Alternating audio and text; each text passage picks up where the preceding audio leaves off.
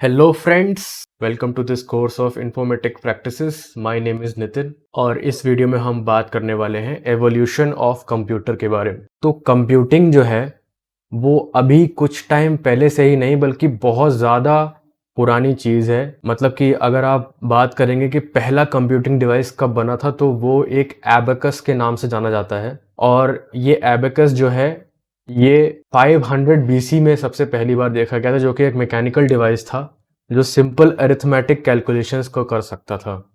मतलब कि ये बहुत ज़्यादा सिंपल डिवाइस था, लेकिन यहाँ से हमने सीखा कि हम कंप्यूट कैसे कर सकते हैं किसी भी चीज़ को एक मशीन के थ्रू। फिर उसके बाद ब्लेजे पास्कल ने पास्कलाइन इन्वेंट किया 1642 में, जो कि एडिशन सब्ट्रैक्शन कर सकता था और फिर मल्टीप्लिकेशन और डिवीजन भी कर सकता था एडिशन और सब्ट्रैक्शन की हेल्प से, जो कि बहुत ही बेसिक है। जैसे कि अगर आप लिखेंगे 2 into 2 तो उसका मतलब 2 + 2 दो बार होता है। अगर आप लिखेंगे 2 into 3 तो उसका मतलब होता है 2 + 2 + 2 तीन बार। तो इसी तरह से जो हमारा पैस्कलाइन है वो मल्टीप्लिकेशंस और डिविजन्स को सब्ट्रैक्शन और एडिशंस की मदद से रिजॉल्व करता था। और उसके बाद चार्ल्स बैबेज, जिनको फादर ऑफ कंप्यूटर भी बोला जाता है, उन्होंने एक एनालिटिकल इंजन इन्वेंट किया जो कि हमारे वॉन न्यूमैन आर्किटेक्चर को मैकेनिकल फॉर्म में सिमुलेट करता है। मतलब कि जो आर्किटेक्चर हमने देखा था सीपीयू मेमोरी और एएलयू वाला, मतलब कि कंट्रोल यूनिट मेमोरी और एएलयू वाला, जिसमें कि इनपुट डिवाइस और आउटपुट डिवाइस कनेक्टेड होते हैं, वो वॉन न्यूमैन आर्किटेक्चर के नाम से जाना जाता है। अगर मैंने पिछली वाली वीडियो में आपको नहीं बताया हो तो वो एक इलेक्ट्रिकल सर्किट पर काम करता है, लेकिन उसका मैकेनिकल फॉर्म चार्ल्स बेबेज ने पहली बार बनाया था। तो इसीलिए उनको हम फादर ऑफ कंप्यूटर भी बोलते हैं। और फिर उसके बाद हेरमैन होलरिथ ने डिज़ाइन किया एक टैबुलेटिंग मशीन जो कि प्रोग्रामिंग को सिमुलेट करता है। मतलब कि वो पहला डिवाइस जिससे हम किसी चीज़ को प्रोग्राम कर सकते हैं, वो 1890 में हेरमैन होलरिथ ने पहली बार एक पंच कार्ड के फॉर्म में डिज़ाइन किया था। उसके बाद 1937, ये बहुत इंपॉर्टेंट ईयर है फ्रेंड्स, क्योंकि यहाँ पर ट्यूरिंग मशीन बनी थी।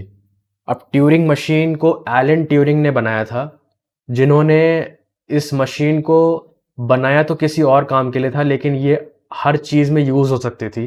तो ट्यूरिंग ने बोला था कि ट्यूरिंग मशीन ऐसी मशीन है जिससे कोई भी चीज़ जो कि कंप्यूटेबल है उसे हम कंप्यूट कर सकते हैं।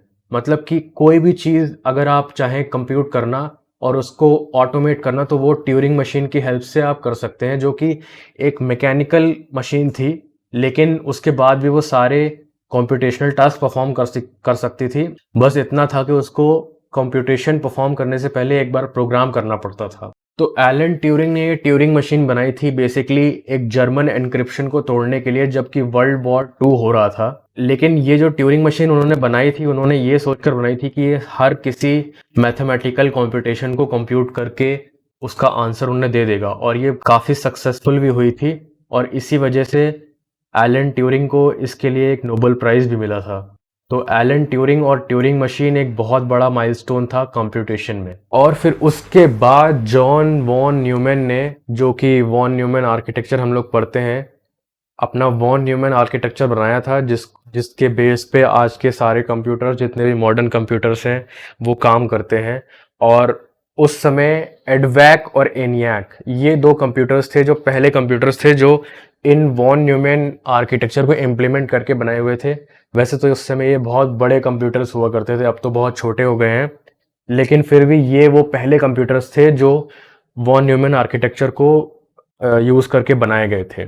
और फिर इसके बाद 1947 में जब इंडिया आज़ाद हुआ था, तो वही टाइम था जब ट्रांजिस्टर्स पहली बार इन्वेंट किए गए थे। तो ट्रांजिस्टर्स बेसिकली वैक्यूम ट्यूब्स का ये एक छोटा और मिनिमाइज्ड फॉर्म है, क्योंकि वैक्यूम ट्यूब्स जो होते थे वो बहुत बड़े होते थे। और बेसिकली वैक्यूम ट्यूब्स का काम क्या होता था, 0 और 1 के बेस पे किसी सिग्नल को ट्रांसमिट करना। तो उसी चीज़ को छोटा करने के लिए ट्रांजिस्टर्स यूज़ हुए।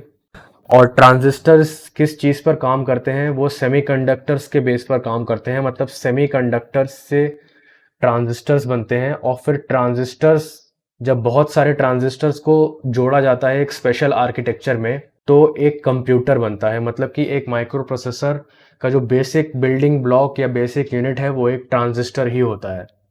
और इस ट्रांजिस्टर की वजह से ही हम लोग आज इतने छोटे से फॉर्म फैक्टर में इतने बड़े बड़े कंप्यूटेशंस को परफॉर्म कर पाते हैं। अब तो ट्रांजिस्टर का साइज बहुत ज़्यादा छोटा हो चुका है, मतलब 7 नैनोमीटर और 5 नैनोमीटर के पास पहुंच चुका है।